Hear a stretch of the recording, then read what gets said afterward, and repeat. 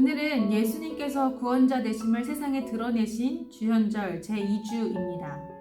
빛으로 오신 예수님의 부르심에 따라 믿음으로 응답하는 예배 되길 바랍니다. 다 함께 사도신경으로 우리의 신앙을 고백드리며 예배를 시작하겠습니다. 전능하사 천지를 만드신 하나님 아버지를 내가 믿사오며 그 외아들 우리 주 예수 그리스도를 믿사오니 이는 성령으로 잉태하사 동정녀 마리아에게 나시고 본디오 빌라도에게 고난을 받으사 십자가에 못 박혀 죽으시고 장사한 지 사흘 만에 죽은 자 가운데서 다시 살아나시며 하늘에 오르사 전능하신 하나님 우편에 앉아 계시다가 도리로서 산자와 죽은 자를 심판하러 오시리라. 성령을 믿사오며 거룩한 공회와 성도가 서로 교통하는 것과 죄를 사하여 주시는 것과 몸이 다시 사는 것과 영원히 사는 것을 믿사옵나이다. 아멘.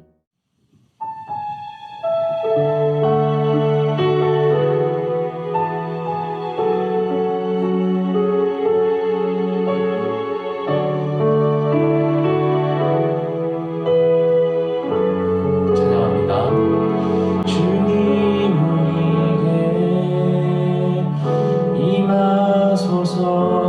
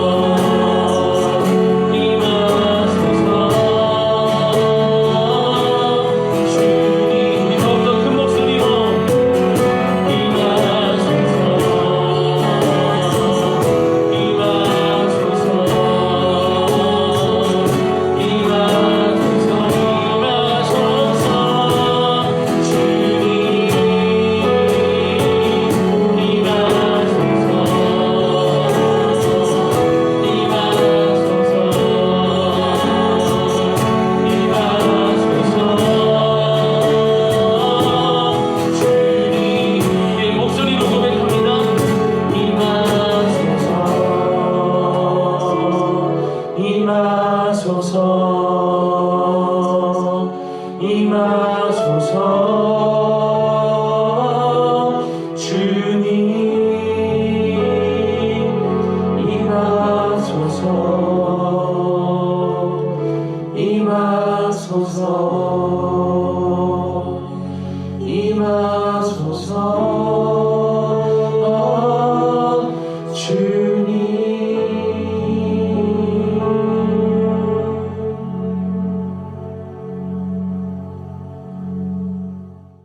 아멘. 우리 시간에 계속해서 찬양하며 나아갑니다. 우리 시간 함께 강하고 담대하라 찬양합니다.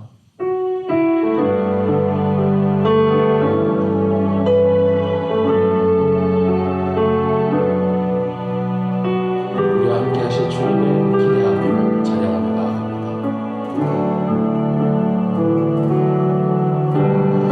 나의 모든 기대, 내가 바라는 것들, 삶의 모든 소망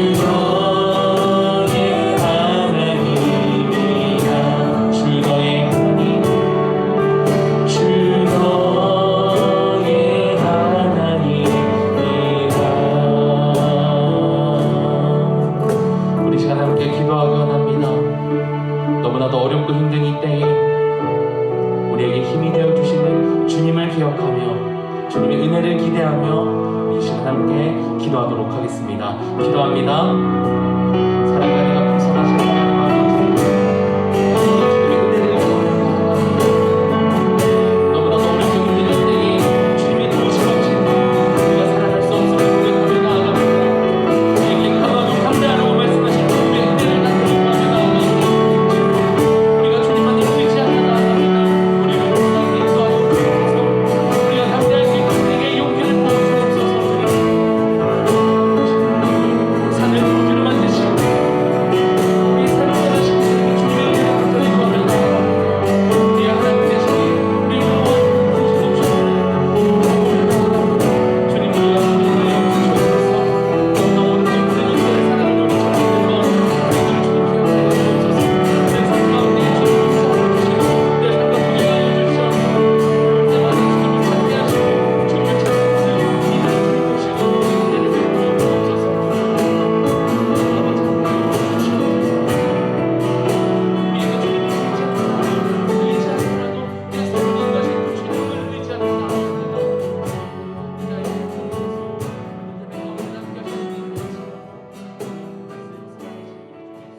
나아갑니다. 우리가 이 믿음의 가운데 함께 하시는 주님 다 같이 기도드리겠습니다. 사랑의 아버지 하나님 감사합니다. 지난 한 주간 동안 우리를 건강하게 지켜주시고 오늘 거룩한 주의 날을 맞이하여 주님 앞에 나와 청소년부 온라인 예배로 하나님께 예배드리게 해주심에 감사를 드립니다. 무릇 여호와를 의지하며 여호와를 의뢰하는 사람은 복을 받을 것이라고 말씀하신 주님, 우리가 주님을 의뢰하고 의지합니다. 하박국 선지자처럼 포도나무에 열매가 없고 우리에게는 양이 없으며 외양간에 소가 없을지라도 오직 주님으로 인하여 즐거워하고 구원의 하나님으로 인하여 기뻐할 수 있는 청소년부가 되게 하여 주시옵소서.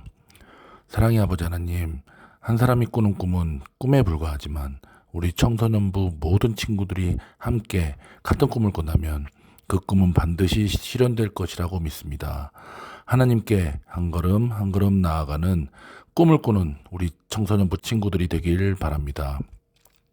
특별히 방학 중에 있는 학생들에게 성령의 지혜와 명철함을 더하여 주시고 공부해야 할 때 열심히 공부하는 것도 다 하나님을 위한 일임을 알게 하시고 각자에게 하나님께서 주신 재능을 발견하고 잘 개발하여 하나님의 영광을 위해 사는 자들이 되게 하시길 원합니다. 그릇은 비울 때 새 것을 채울 수 있다고 했습니다. 우리들 마음이 욕심과 절망과 괴로움으로 채워져 있다면 이 시간 이 예배를 통하여 그것들을 비우게 하시고 기도와 찬송과 감사함으로 채우게 하여 주시길 원합니다. 말씀을 전하실 전도사님을 붙잡아 주시고 전하는 자나 듣는 자 모두가 이 말씀을 듣고 하나님의 사랑과 은혜에 감격하는 시간이 되게 하여 주시옵소서. 감사드리며 이 모든 말씀 우리 주 예수 그리스도의 이름으로 기도드립니다. 아멘.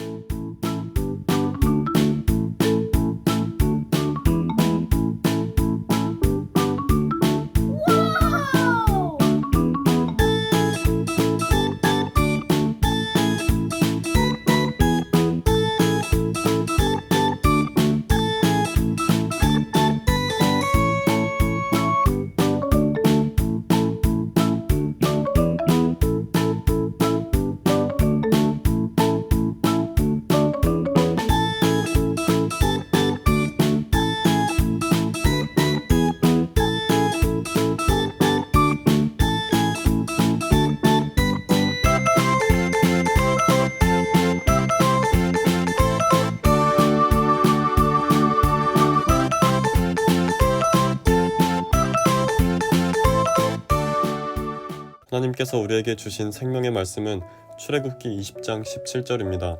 네 이웃의 집을 탐내지 말라. 네 이웃의 아내나 그의 남종이나 그의 여종이나 그의 소나 그의 낙이나 무릇 내 이웃의 소유를 탐내지 말라. 아멘.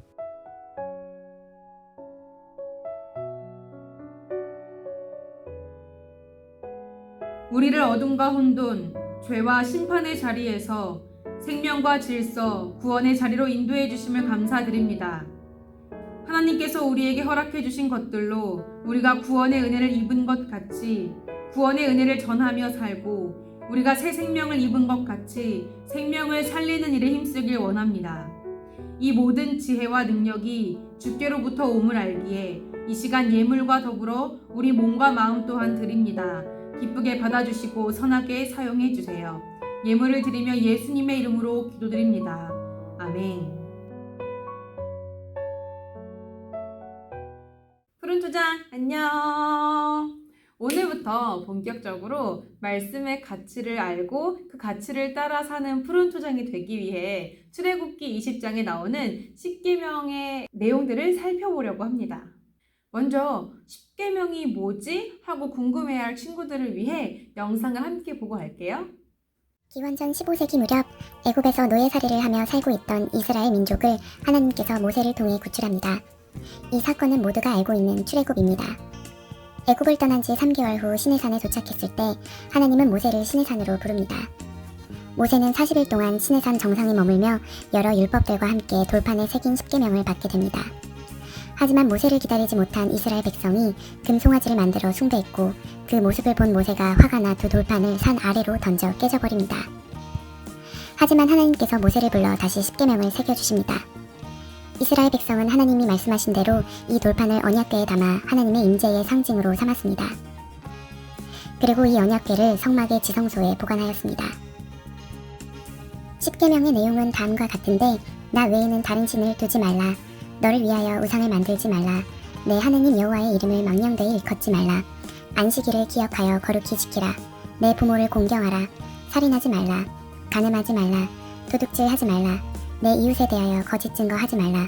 내 이웃의 집을 탐내지 말라. 예수님께서는 이 계명들을 하나님 사랑과 이웃 사랑으로 요약하여 설명해 주셨습니다. 그리고 이후에 바울 사도가 이것을 곧 사랑이라고 한 단어로 정리하였습니다. 그리고 이것들을 행하길 독려하고 있지요. 이처럼 10계명이란 수천 년 전부터 우리에게 주어진 하나님과의 관계 안에서 지켜나가야 할 인간 삶의 기본 법칙입니다. 애굽의 노예로 살다가 하나님의 부르심을 입어 새롭게 출발하게 된 공동체가 있었는데요. 네, 바로 이스라엘입니다. 하나님은 이스라엘 민족에게 하나님의 백성이 되게 하기 위한 지침서를 줍니다. 그것이 바로 10계명이었죠. 어떤 법의 지배를 받고 있는가가 어느 나라 사람, 어느 민족인지를 증명해 주듯이 하나님은 계명을 통해 이스라엘 민족이 누구를 섬기는 민족인지, 누구를 따르는 민족인지, 어떤 법과 가치를 따르며 사는 민족인지를 가르쳐 주셨습니다. 이것이 이스라엘이라는 이름과도 밀접한 관련이 있다고 생각하는데요. 전도사님이 예전부터 궁금했던 것이 있었어요. 왜 하필 공동체 이름을 이스라엘이라고 지으셨을까입니다. 생각해보세요. 내가 너로 큰 민족을 이루게 하겠다라는 약속을 처음 받았던 것은 아브라함이었습니다. 하나님은 아브라함을 시작으로 이삭, 야곱, 요셉, 이후에 모세, 그리고 다윗에까지 그 이후로도 계속해서 약속을 주셨어요. 하나님의 백성을 만드시겠다라고 하는. 그러면 공동체 이름을 지을 때 아예 아브라함의 이름을 따서 아브라함 민족이라고 할 수도 있는 거 아닌가요? 아니면 가나안 땅을 처음 밟게 된 그때의 지도자였던 여호수아의 이름을 따서 여호수아 민족이라고도 부를 수 있었지 않았을까요? 왜 하필 야곱의 다른 이름이었던 이스라엘이라고 부르게 되었을까요?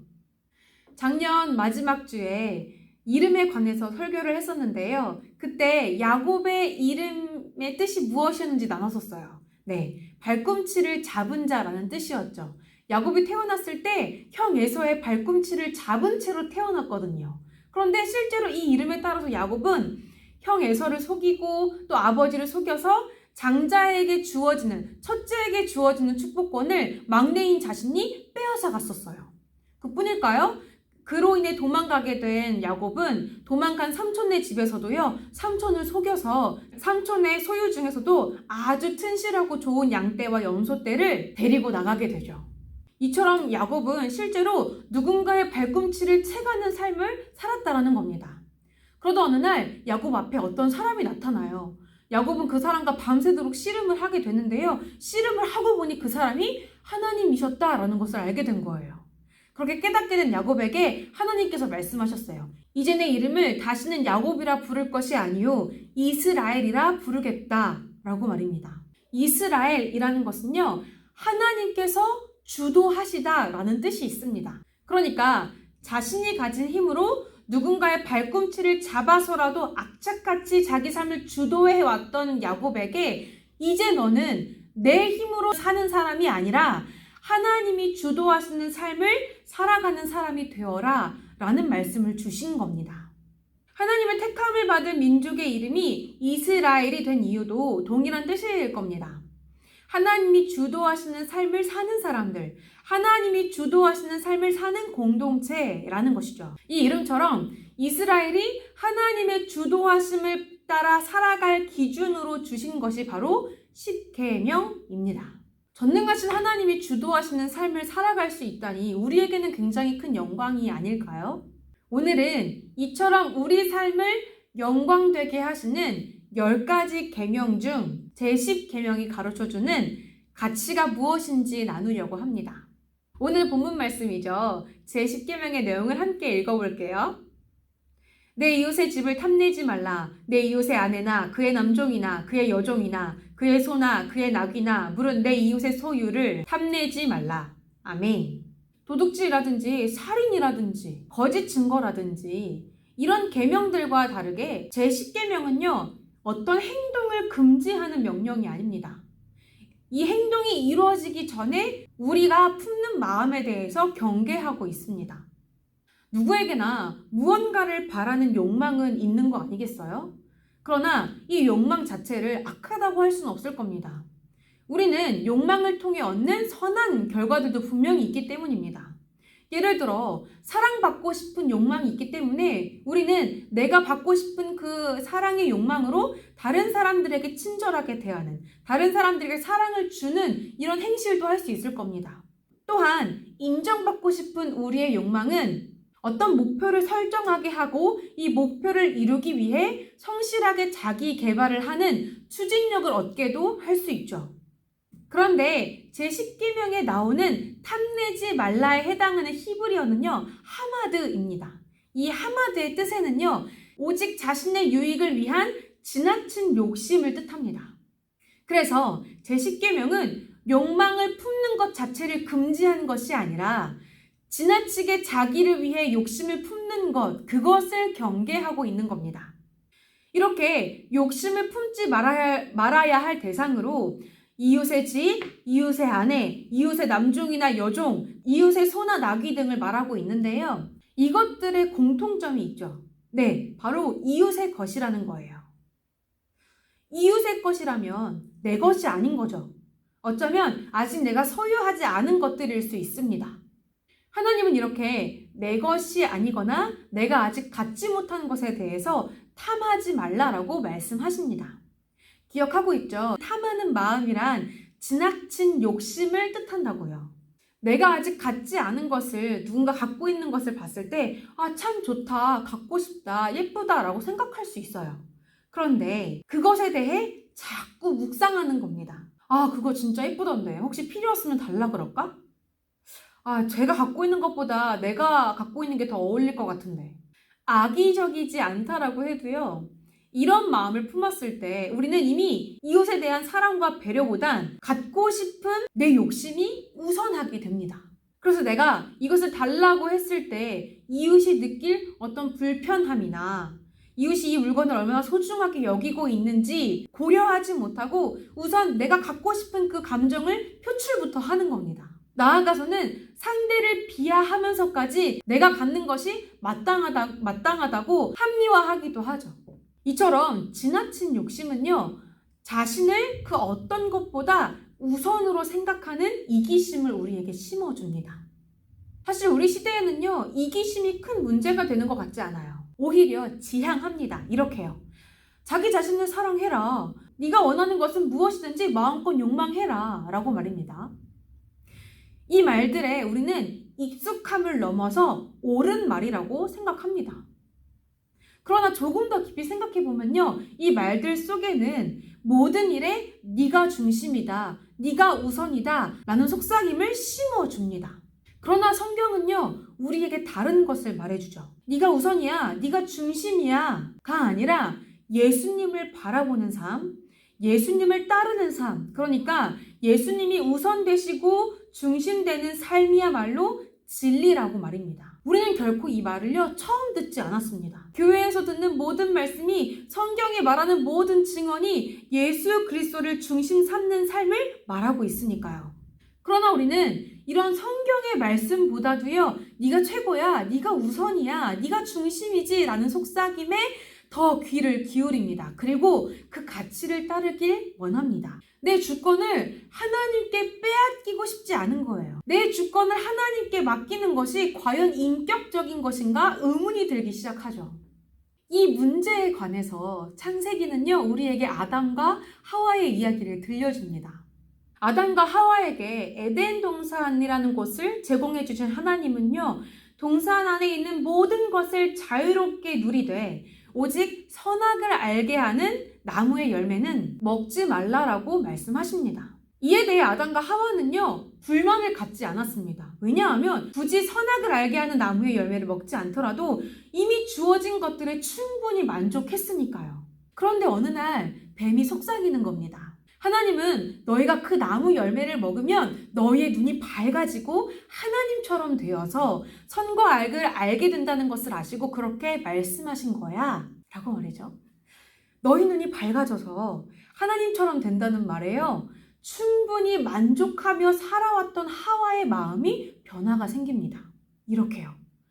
여자가 그 나무의 열매를 보니 먹음직도 하고 보암직도 하였다. 그뿐만 아니라 사람을 슬기롭게 할 만큼 탐스럽기도 한 나무였다. 순식간에 내가 여태까지 소유하지 못했던 선악을 알게 하는 나무의 열매가 에덴 동산 중에서도 가장 탐스럽고 가장 먹음직스러운 것처럼 보이는 겁니다.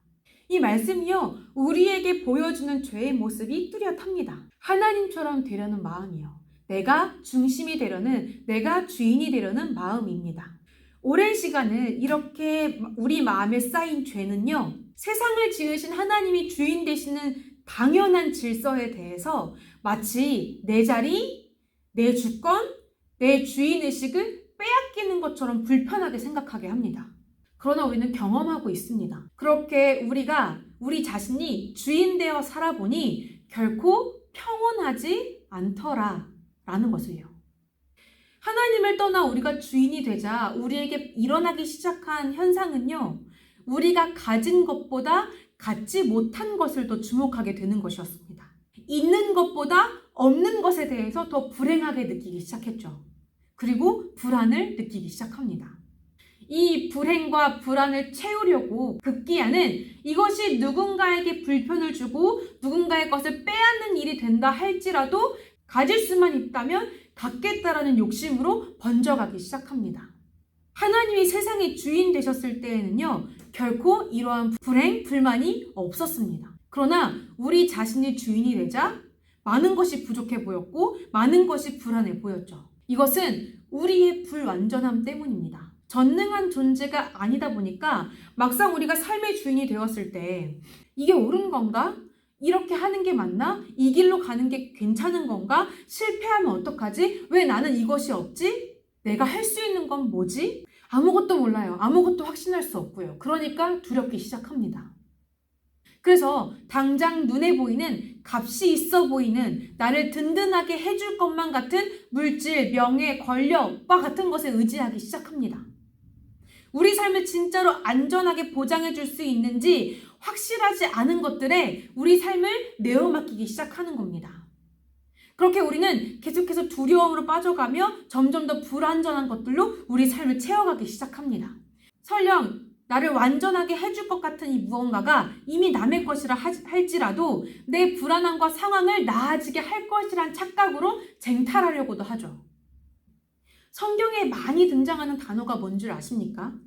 사랑해라, 기도해라, 말씀에 귀 기울여라? 아닙니다. 이것들보다도 더 많이 등장하는 단어가 있습니다. 바로 두려워하지 말라입니다. 하나님의 자리를 탐하고 그 자리의 주인된 우리가 겪게 될 환난이 무엇일지 하나님은 잘 알고 계셨습니다.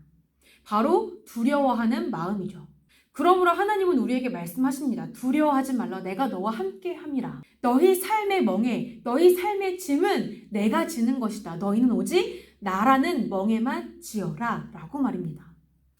사랑하는 푸른 초장 청소년부 여러분, 제 10계명인 탐하지 말라는 아주 작은 것처럼 보일 수 있습니다. 탐하는 마음이야 누구나 품을 수 있는 것 아니겠어? 하고 말이죠. 아직 범죄를 저지른 건 아니니까요.